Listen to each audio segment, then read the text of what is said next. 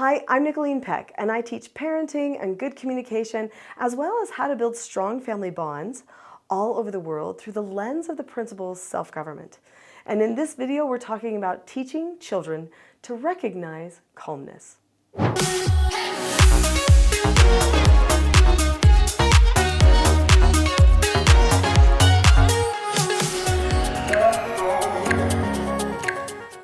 In this video, I'm going to be sharing with you some stories from my life, and we're going to talk about calmness, and we'll also talk about some real strategies that work for teaching children and youth about calmness. Do you want to know some techniques that really work? Well, we're going to be getting to that, but first I want to share with you a story.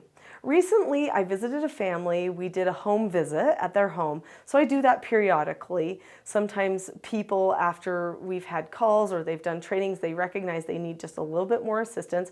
And so I'll come to their home and I'll help them with their family. Well, anyway, when I went to this family's home, they have children who are neurodiverse, ADHD, ODD, RAD, FAS, and they struggle with calmness.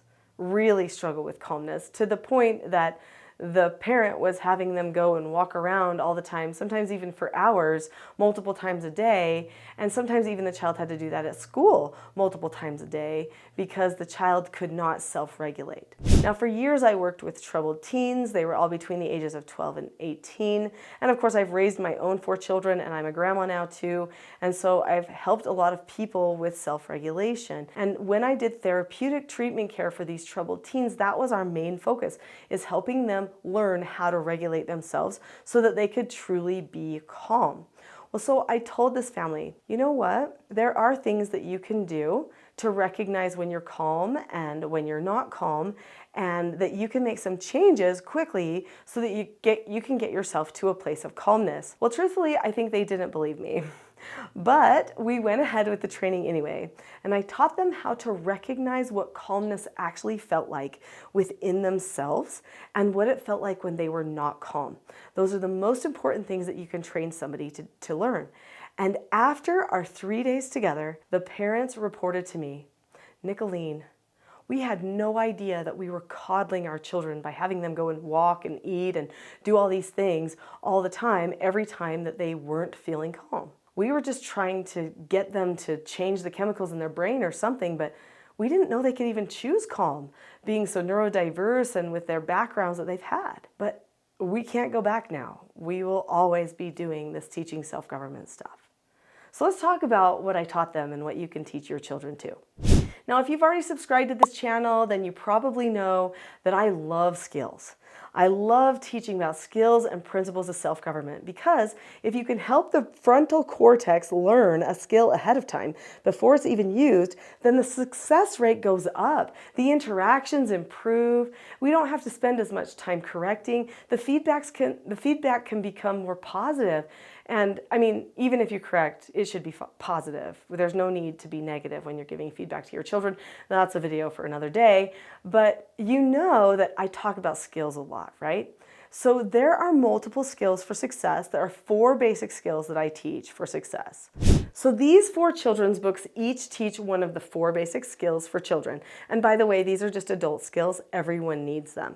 So the 4 basic skills are following instructions, accepting no answers and criticism, accepting consequences, and disagreeing appropriately. We all know adults who can't disagree appropriately and still don't know how to accept criticism well, right? This is because they didn't learn these basic life skills, these skill sets. So what you want to do is teach skill sets to the children. The skill sets mean that they can break out the skill into pieces. So for instance, this book teaches accepting no answers and criticism. There are 4 steps to that. You look at the person or the situation, you keep a calm face, voice, and body, you say okay, or you ask to disagree appropriately, and then you drop the subject. So if a person learns all 4 of those steps, then when they're starting to feel like they're not regulating well, they can say, wait, that was just a no answer. What piece am I missing? Oh, do I not have a calm face, voice, and body? Now listen to that term, calm face, voice, and body. All 4 of these 4 basic skills have the step in them Keep a calm face, voice, and body.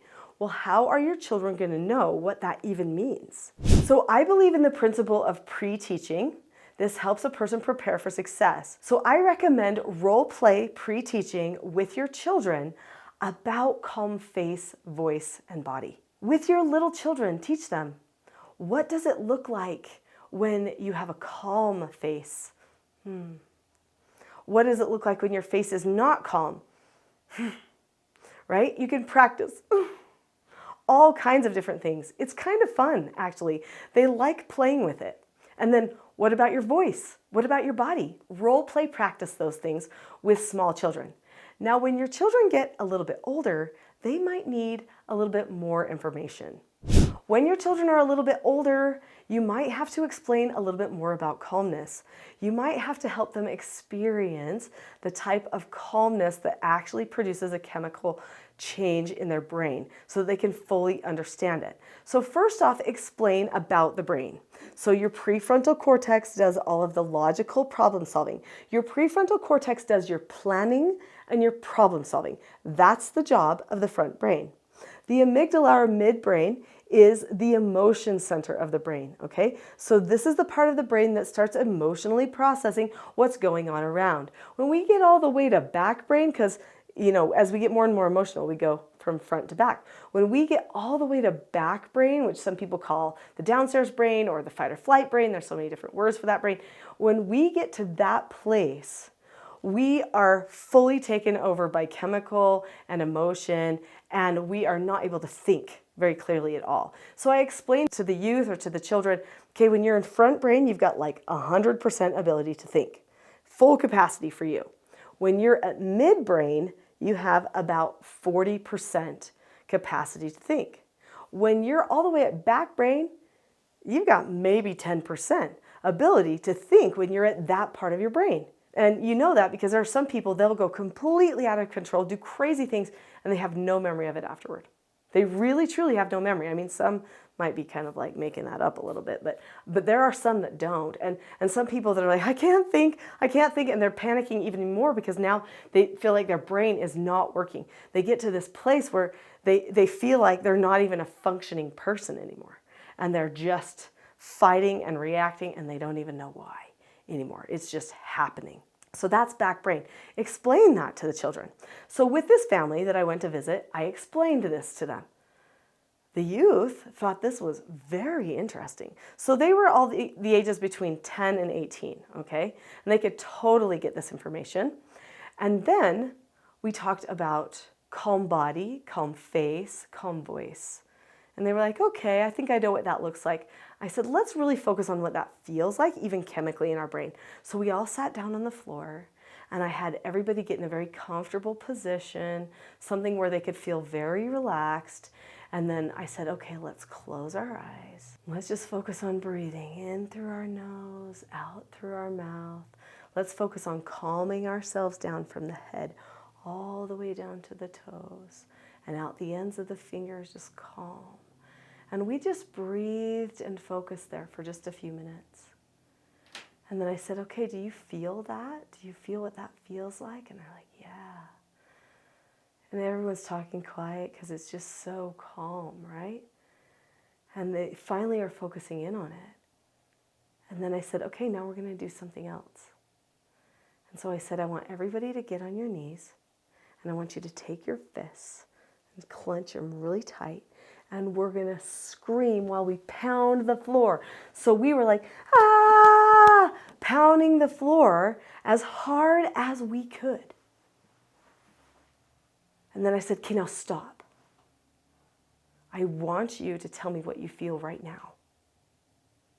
And one of the children said, I feel this kind of weird tingling in the back of my head.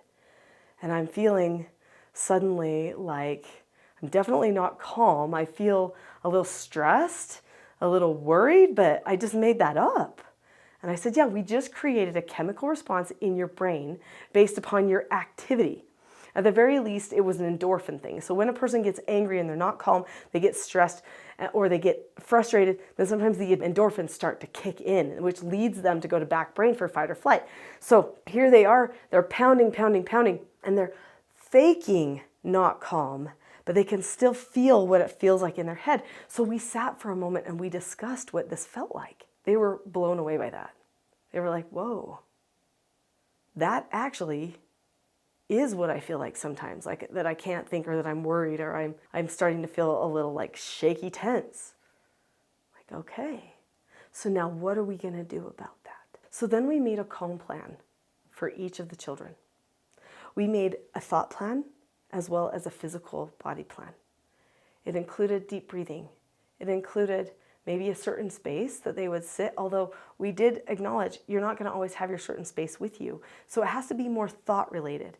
What is your calm plan? As soon as you start feeling yourself going to that place, what's your first thing that happens to you? What triggers you to start going to that back brain? What is it? And they'll say, well, anytime I think I can't. Okay. So once you think I can't, I want you to think stop. Stop telling yourself that. That's not true. Who can I ask for help? What can I do? You need to start asking yourself the questions that work. So we created questions, we created instructions so that they could give themselves instructions and follow through with their breathing and their calmness.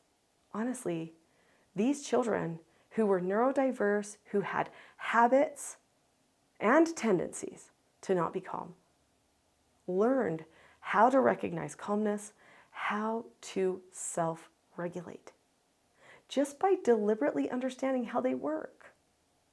Sometimes I think as parents we make the mistake of trying to just manage everything from the outside instead of setting them free by giving them the information that they need. Now these youth learned a lot of other things too, which you probably will need if you're struggling with a person with calmness. They learned a lot of other skills and principles. They learned those 4 basic skills that I talked about, but they also learned how corrections will all happen. So we gave them this predictable structure of how all the parenting was going to work so that they didn't have to have increased anxiety either, which would help them stay more front brain. Pre-planning ahead of time, giving people the skills and the understanding they need is powerful. If you have enjoyed this video, there is another video that goes more into those planning stages, and it is called The Not So Known Secret for Parenting Success. So click on the link to that video now. I'll see you there.